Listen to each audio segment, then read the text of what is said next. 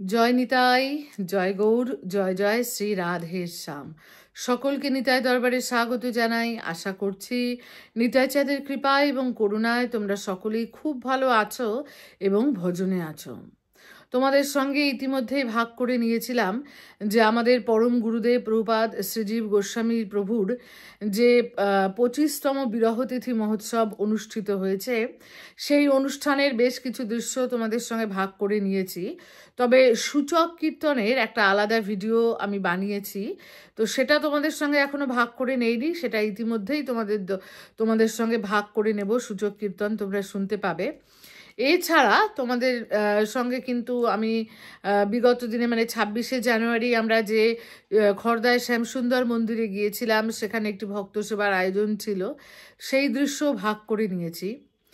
আজকে তোমাদের সঙ্গে এই ভিডিওতে আলোচনা করব কিছু নিয়ম প্রণালী নিয়ে। এই দেখো, মোটামুটি আমরা সকলেই কিন্তু এই জিনিসটাকে চিনি। এটা হচ্ছে নামমালা, তাই তো?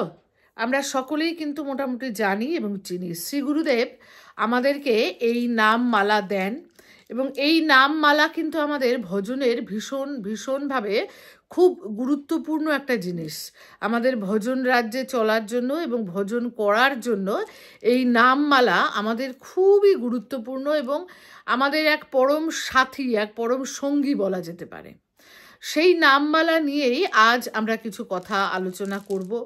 তোমরা সকলেই সব জানো, তবুও তোমাদেরকে একটু মনে করিয়ে দেব। আমি যদি কোনো কিছু ভুলে যাই অবশ্যই কমেন্ট বক্সে তোমরা সেটা লিখে জানাবে। তো সেই জন্য আজকে এই নামমালা করার বা নামমালার কিছু নিয়ম আমরা একটু আলোচনা করব। দেখব যে আমার কতটা মনে আছে এবং তোমরাও নিশ্চয়ই জানো তোমাদের কতটা মনে আছে, সেটাই ঝালাই করা। তো প্রথমে দেখো, এই যে নামমালাটা আমরা সাধারণত বৈষ্ণবরা আমরা কিন্তু তুলসীর মালা ব্যবহার করি। যে নামমালায় আমরা জপ করব সেই নামমালা কিন্তু অতি অবশ্যই তুলসী কাঠের হতে হবে। বেল কাঠ বা অন্য কোনো কাঠের কিন্তু নামমালা হবে না। এবারে দেখো, এই নামমালায় 108টা দানা থাকে। 108টা দানা। এবার কারো কারো ক্ষেত্রে দানাগুলো ছোট থাকে, কারো কারো এর থেকেও বড় দানা হয়, কারো এইরকম দানা হয়, সেটা কিন্তু কোনো অসুবিধা নেই। যে কোনো দানাই হোক না কেন তাতে কিন্তু কোনো অসুবিধা নেই। এবার মালার ক্ষেত্রে কি হয়, আমরা শ্রী গুরুদেবকে একটা মালা দিই, যে মালা ধরো কিনে আনি। বেশিরভাগ ক্ষেত্রে কোথা থেকে কিনবে আমি বলি, রাধাকুণ্ডে যারা যান তারা রাধাকুণ্ড থেকে কিন্তু মালা নিয়ে আসতে পারেন, কারণ সেখানে কিন্তু ভালো তুলসীর মালা পাওয়া যায়। এছাড়া আমাদের নবদ্বীপেও বেশ কিছু দোকান আছে, তারপরে সমাজবাড়ি আশ্রম আছে, এখানে কিন্তু অরিজিনাল তুলসীর মালা পাওয়া যায়। তাছাড়া বাইরে তো অনেক ভেজালও আছে, বেলকাঠের মালাকেও তুলসী বলে চালিয়ে দেয়, তো কাজেই সেই দিকটা কিন্তু একটু সাবধান থাকতে হবে। এবার যারা মালা নিতে ইচ্ছুক বা যারা নাম মালা নিতে চান তাদের জন্য বলবো যে আপনারা এইরকম একটি মালা সংগ্রহ করবেন দোকান থেকে। তারপরে সেই মালাটা আপনাদের নিজ নিজ যে শ্রী গুরুদেব আছেন, আপন আপন শ্রী গুরুদেবকে সেই মালাটি দেবেন। শ্রী গুরুদেব কি করেন, এই মালা কিন্তু অভিষেক করান। অভিষেক করিয়ে শ্রী গুরুদেব নিজে আগে সেই মালায় জপ করেন। জপ করার পর সেই মালা যে মালা নিতে চাইছে তাকে কিন্তু দেয়া হয়। তো শ্রী গুরুদেব নিজে যেহেতু এই মালায় মন্ত্র জপ করে দেন, মন্ত্র তো শুধু মানে কোনো কয়েকটা শব্দ মাত্র নয়, মন্ত্র কিন্তু খুব শক্তিশালী। এবং শ্রী গুরুদেব নিজে যখন সেটি জপ করে দেন তখন কি হয়, তখন কিন্তু সেই মন্ত্র শক্তি এই মালার মধ্যে কাজ করে। এই মালাতে কিন্তু সেই মন্ত্র শক্তি থাকে, তাই মালা কিন্তু হেলাফেলার বিষয়বস্তু নয়। আমার শ্রী গুরুদেব নিত্যানন্দ বংশাবতংশ প্রভুপাদ শ্যামানন্দ গোস্বামী, আমাদের ছোট কাকা, আমাকে বলতেন যে এই মালা কিন্তু সাক্ষাৎ বিগ্রহ স্বরূপ। কেন? কারণ যেখানে নাম হয় নামই সেখানে উপস্থিত থাকেন, আর এই মালায় কিন্তু আমরা নাম করি। তাই বলতেন যে মালা হচ্ছে সাক্ষাৎ বিগ্রহ স্বরূপ। তো যেহেতু এই মালাতে আমরা নাম করি, নাম যেখানে হয় নামই সেখানে থাকেন, মালা সাক্ষাৎ বিগ্রহ স্বরূপ, এবং মালা শ্রীগুরুদেব নিজে মন্ত্র জপ করে সেই শক্তি সেই মালাতে সঞ্চারিত করে দেন। তাই এই মালা সংক্রান্ত, মালা করা এবং মালাকে রাখা, এই বিষয়ে কিন্তু আমাদের বেশ কিছু সচেতনতা, সাবধানতা এবং নিয়ম পালন করতে হবে। আমি কয়েকটা যা যা আমার আপাতত মনে আছে সেগুলোই একটু তোমাদের সঙ্গে ভাগ করে নেই। যদি আরও কিছু থাকে তাহলে অবশ্যই তোমরা কমেন্ট বক্সে জানাবে। দেখো, প্রথমেই বলি, মালাটা লক্ষ্য করলে দেখতে পাবে যে এই যে দানাগুলো, এই দানাগুলো কিন্তু বড় থেকে আস্তে আস্তে আস্তে আস্তে ছোট হয়েছে। দেখো, এখান থেকে বড় দানা শুরু হয়েছে, দানা ঘুরে ঘুরে ঘুরে ঘুরে ধীরে ধীরে ছোট হতে হতে এইখানে এসে ছোট হয়েছে। এই যে মালার ওপরের অংশ, একে বলে সুমেরু। আমরা যখন জপ করব তখন কিন্তু এই বড় দানা থেকে জপ শুরু হবে। বড় দানা থেকে জপ শুরু হয়ে করতে করতে করতে করতে এই ছোট দানা পর্যন্ত আসব। ছোট দানা পর্যন্ত আসার পর আমরা কিন্তু এই সুমেরুকে অতিক্রম করব না। মহাদেবের যেমন অর্ধ পরিক্রমা, সেটা মাথায় রাখতে হবে। এই সুমেরুকে কিন্তু আমরা অতিক্রম করব না, আবার এই ছোট দানা থেকে শুরু করব। অর্থাৎ শুরুতে এই বড় দানা থেকে শুরু করলাম, তখন এই করতে করতে করতে করতে এলাম ছোট দানায়, আবার ছোট দানা থেকে শুরু করে ঘুরতে ঘুরতে ঘুরতে ঘুরতে বড় দানায় আসব। এটা হচ্ছে প্রথম নিয়ম, যে জপ চলাকালীন কখনোই আমরা এই সুমেরুকে অতিক্রম করব না। ঠিক আছে? তাহলে, এবং দ্বিতীয়ত কি, জব শুরু করব কোথা থেকে? বড় দানা থেকে। বড় দানা থেকে করতে করতে ছোট দানায় আসব, আবার ছোট দানা থেকে ঘুরে গিয়ে বড় দানায় যাব। হয়ে গেল দ্বিতীয়। তৃতীয় নিয়ম বলি, বড় দানা থেকে ছোট দানায় যখন আসব তখন এক ফেরা হলো, আবার ছোট দানা থেকে বড় দানায় গেলে আরেক ফেরা হয়। এটা হচ্ছে দ্বিতীয়ত। আচ্ছা, এবার বলি যে এই যে মালা যখন জপ করব তখন কিভাবে জপ করব। প্রথম কথা হচ্ছে, মালা জপ করার আগে নিজের কাপড় চোপড় কিন্তু শুদ্ধ করে নিতে হবে, শুদ্ধ বস্ত্র পরে নিতে হবে। শুদ্ধ বস্ত্র মানে যে আমি মালা দেখো, নাম যত্রতত্র করা যায়, যেখানে সেখানে করা যায়, কোনো অসুবিধা নেই। কিন্তু যেহেতু এটা আমার ভজন, সেই জন্য আমি কি চেষ্টা করব, যে দেখবে তুমি যখন কাপড় চোপড় ছেড়ে পরিষ্কার পরিচ্ছন্ন হয়ে মালা নিয়ে বসবে, তোমার কিন্তু খুব সহজেই নামের প্রতি, মালার প্রতি একটা নিষ্ঠা আসবে। মনটা খুব সহজেই কিন্তু তখন তোমার একটা এক জায়গায় জড়ো হয়ে যাবে। এই যে ধ্যানের ব্যাপার বলি, মনঃসংযোগের ব্যাপার বলি, এই মনঃসংযোগটা কিন্তু তখন খুব সহজেই আসবে। মালা চলাকালীন, অর্থাৎ মালায় তুমি মন্ত্র জপ করছো, নাম জপ করছো, সেই সময়ে পারতপক্ষে কারোর সঙ্গে কথা বলবে না। মালা চলাকালীন কারোর সঙ্গে কথা বলা উচিত নয়। অনেকে আছে যে মালা করছে, করতে করতে এই ওটা নিয়ে আসছো তো, এই ওইখানটা একটু দেখো তো, কারোর সঙ্গে গল্পও করছে। এটা কিন্তু একদম উচিত না। মালা যখন করব, একান্ত জরুরি প্রয়োজন না হলে কারোর সঙ্গে কিন্তু কথা বলবো না, কারণ সেই সময় তো আমি নাম করছি, আর নাম করতে করতে সেই নামের কিন্তু স্বরূপ চিন্তা করতে হয়। আমাদের কিন্তু মালার ধ্যান আছে, মালা গ্রহণ মন্ত্র আছে। মালার ধ্যান, মালা গ্রহণ মন্ত্র এই করে তারপর আমরা কিন্তু মালায় জপ শুরু করি। এবং কাজেই যখন আমি মালাতে নাম জপ করব বা মন্ত্র জপ করব, তখন কিন্তু সেই নামের বা মন্ত্রের স্বরূপ চিন্তা করতে হয়।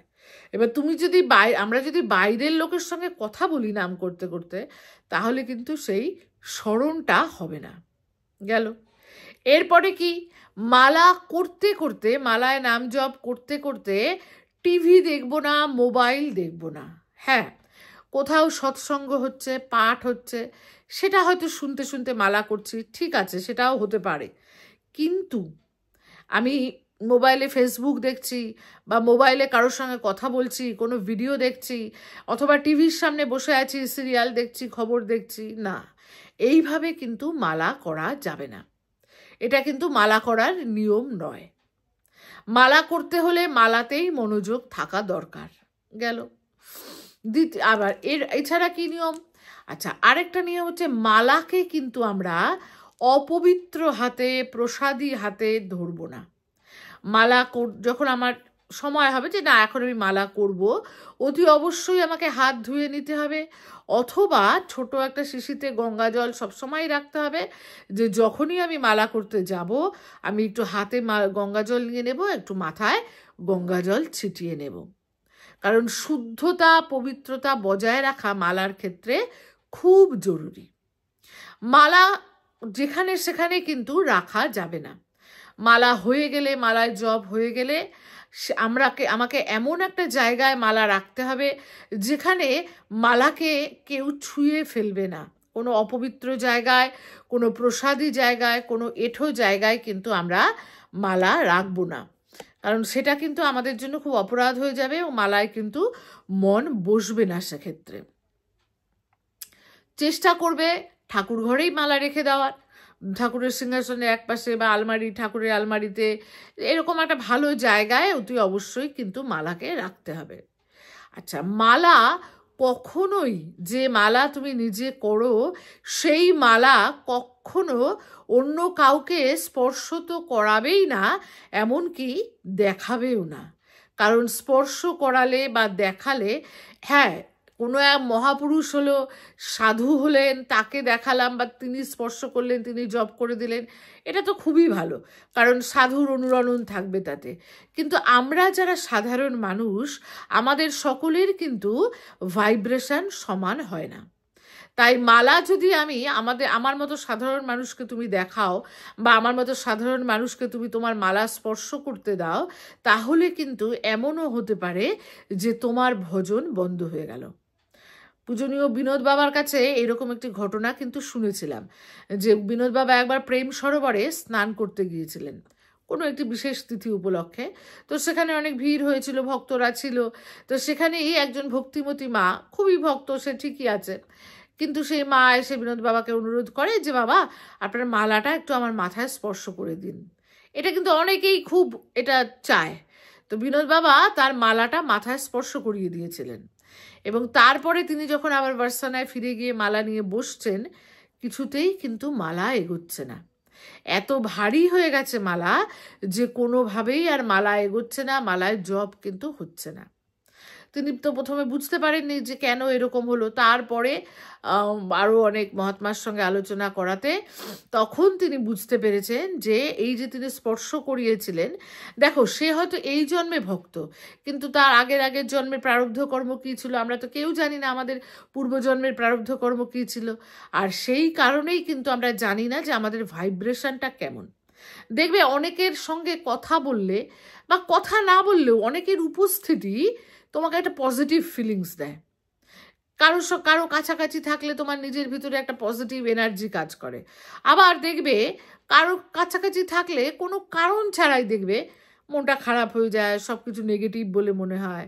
তো এই যে আমাদের প্রত্যেকের তো একটা অরা আছে, প্রত্যেকের কিন্তু একটা কি বলবো এটাকে বলতে হয় ঊর্জা আছে। তো এই ঊর্জাটা কিন্তু খুব মারাত্মক। তো সেই জন্য নিজের মালা, যে মালায় তুমি জপ করো, যে মালা তোমাকে তোমার শ্রী গুরুদেব দিয়েছেন, কখনোই সেই মালা কিন্তু অন্য কাউকে স্পর্শও করাবে না, এমনকি অন্য কাউকে দর্শনও করতে দেবে না। সব সময় গোপনে করবে। যার জন্য মালা যেহেতু কাউকে দেখিয়ে দেখিয়ে করবার কথা নয়, তাই মালা কিন্তু সবসময় এই যে এইরকম একটা, এটাকে আমরা মালার ঝোলা বলি, কিন্তু এর ভালো নাম হচ্ছে রাসস্থলী।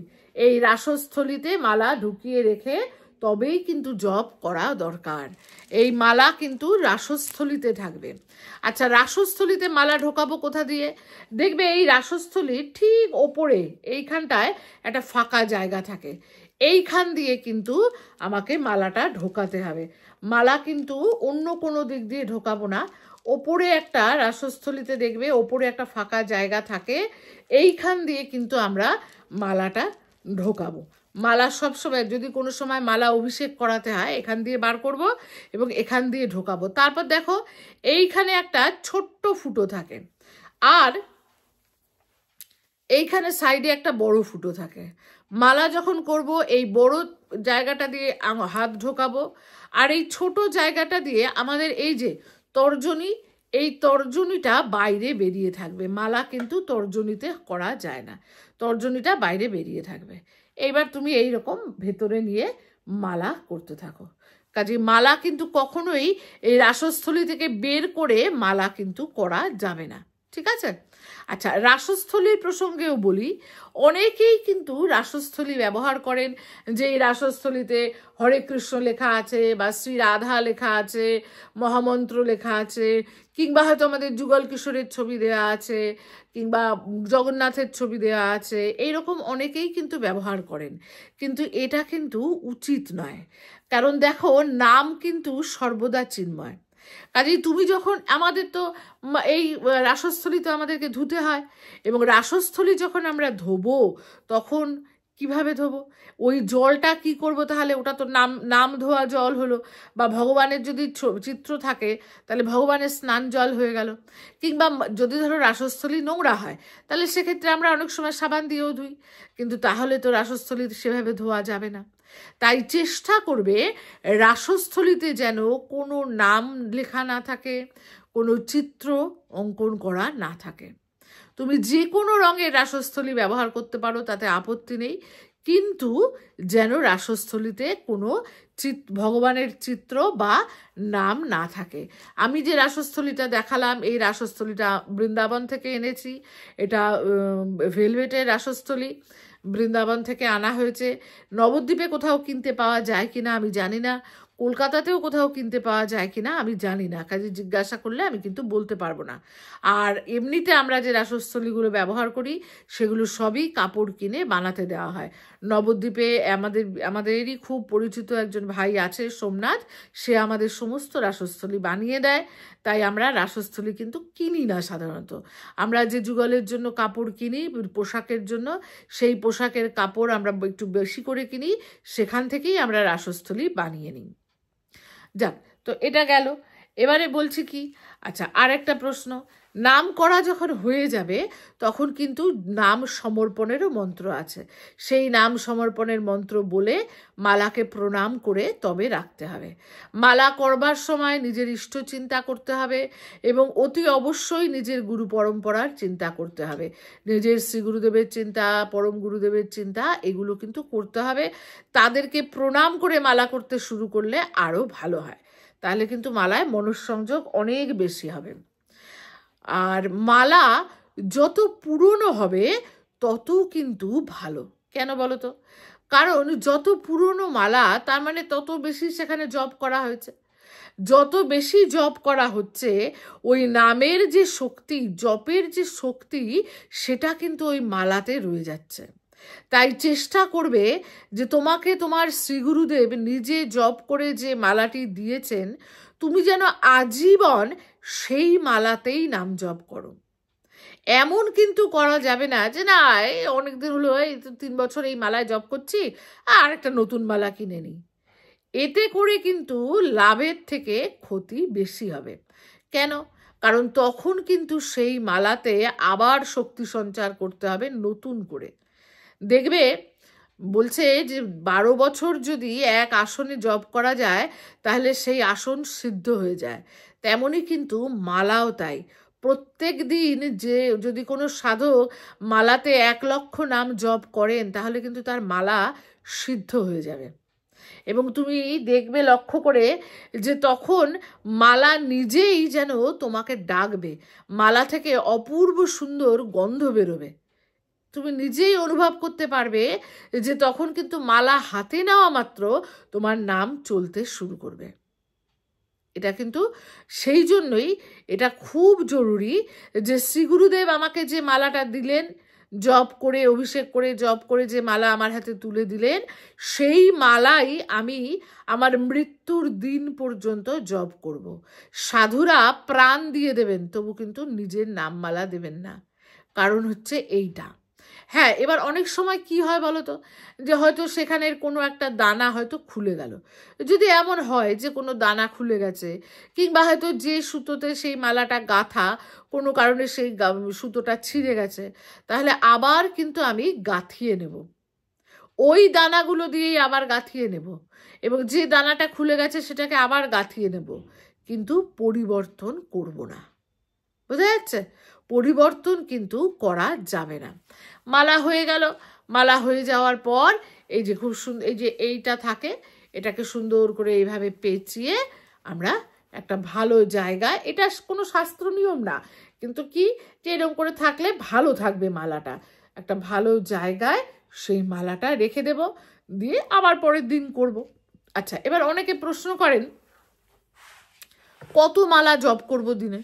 16 মালা জপ করলে হবে? 6 মালা জপ করলে হবে?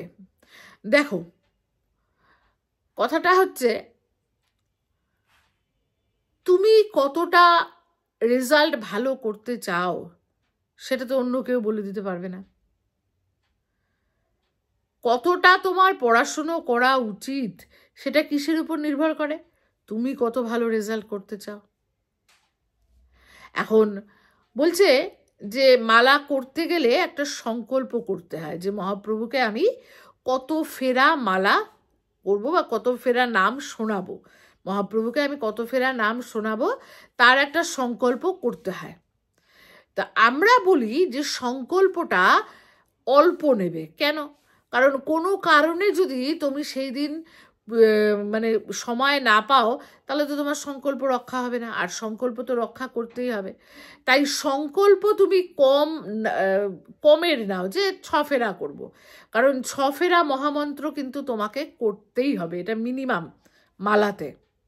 তো তুমি সেটুকুরই সংকল্প নাও, কিন্তু করবে তুমি অনেক বেশি, অনেক বেশি করবে। 1 লক্ষ নাম প্রতিদিন যদি না করো, তাহলে কিন্তু তুমি অন্নভোগ লাগানোর উপযোগী নও। আর দেখো, নাম তুমি যত করবে, আমাদের তো মহাপ্রভু বলে গেলেন কলিযুগে নামটাই আমাদের সর্বশ্রেষ্ঠ, তাই নাম তুমি যত করবে তত তোমার লাভ। তুমি যত বেশি করবে তত বেশি তোমার লাভ।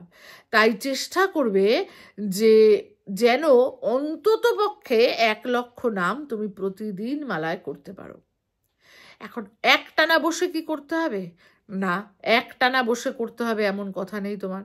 তুমি সকালবেলা আসনে বসে কিছুটা করে রাখলে, তারপর তুমি সারা দিনে রাত্রে ঘুমোতে যাওয়ার আগে পর্যন্ত যখন যখন যেমন যেমন সময় পেলে তুমি মালা করতে থাকো, কোনো অসুবিধা নেই, তাতে কোনো সমস্যা নেই। আর চেষ্টা করবে একাদশীর দিন একটু বেশি করতে, মানে অন্যান্য দিন তুমি যত করো মালা, তার থেকে যেন একাদশীর দিন বা এই রকম বিশেষ কোনো ব্রতের দিন, বা ধরো চাতুর্মাসের সময়, নিয়ম সেবা মাস, পুরুষোত্তম মাস, এই মাসগুলোতে যেন তুমি অন্যান্য দিনের থেকে অনেক বেশি পরিমাণে মালা করতে পারো, বেশি পরিমাণে মালায় নাম জপ করতে পারো। এবার মালাতে নাম জপের সংখ্যা রাখার জন্য একটা সাক্ষী পাওয়া যায়, ছোট একটা মালা, যার একদিকে থাকে 16টা দানা, আরেক দিকে থাকে 4টে দানা। সেটা এই মালার যে রাসস্থলী, সেই রাসস্থলীতে আমরা বেঁধে রাখি। একটা করে ফেরা হয়, যে 16টা দানা থাকে তার মধ্যে থেকে একটা দানা টানি, বোঝা গেল যে 16 ফেরা হয়েছে। এই করতে করতে যখন 16টা দানাই উঠে গেল, তখন বুঝলাম যে আমার এবার ওই যে 4টে থাকলো দানা, ওই 4টে দানা থেকে তখন একটা টানি, 16 ফেরা মালা মানে 25,000 নাম হলো। এইটা হচ্ছে হিসাব। তো এইভাবে হিসেব করে আমরা কিন্তু নাম জপ করি। এখন কাউন্টার বেরিয়ে গেছে, অনেকে কাউন্টারে জপ করেন, তবে যদি মহাত্মাদের কথা ধরো, যদি প্রাচীন বৈষ্ণবদের কথা ধরো, বা যারা এখনও শুদ্ধাচারে প্রাচীন প্রাচীন পদ্ধতিতে, স্বাস্থ্যসম্মত পদ্ধতিতে জপ করেন, তারা কিন্তু কাউন্টার ব্যবহার করেন না। এবার তোমার কি সুবিধে হবে সেটা তুমি তোমার শ্রীগুরুদেবকে জিজ্ঞাসা করে নেবে। তবে আমরা শ্রীবাসঙ্গন থেকে কিন্তু সবাইকেই বলি, শ্রীবাসঙ্গনের যারা শিষ্য ভক্ত আছো, তোমরা কাউন্টার ব্যবহার করবে না, মালাতেই হিসেব করে সুন্দর করে নাম করবে। যদি বুঝতে অসুবিধে হয় অবশ্যই মন্দিরে আসবে, আমাদের সঙ্গে দেখা করবে, আমরা আবার বুঝিয়ে দেব যে কিভাবে মালা করতে হবে, সবটাই বুঝিয়ে দেব। যদি আমার মন্দিরে না হয়ে, আমাদের শিষ্যভক্ত না হয়ে অন্য কোনো জায়গারও হও, তোমার শ্রীগুরুদেব যদি অন্য কোথাওরও হয়ে থাকেন, তার কাছে যাবে, তিনি নিশ্চয়ই ভালোভাবে আবার বুঝিয়ে দেবেন এবং মালাতে নাম জপ করতে হবে। তা আপাতত যেটুকু মনে ছিল সেটুকুই তোমাদের সঙ্গে ভাগ করে নিলাম। এর বাইরেও যদি আরও কিছু থাকে তোমরা অবশ্যই কমেন্ট বক্সে লিখে জানাবে, তাহলে আমারও শেখা হবে, আমারও জানা হবে। আর চলো সকলে মিলে মহাপ্রভুকে নাম শোনাই। ভালো লেগে থাকলে, যদি মনে হয় যে তথ্যগুলো সত্যি গুরুত্বপূর্ণ, অবশ্যই কিন্তু ভিডিওটা লাইক করে নিও, কমেন্ট করে জানিও কেমন লাগলো, আর চ্যানেলটা সাবস্ক্রাইব করতে ভুলে যেও না। যদি ভালো লাগে তাহলে ভিডিওটা সকলকে শেয়ারও করে দিও। জয় নিতাই, জয় গৌর, জয় জয় শ্রী রাধেশ্যাম।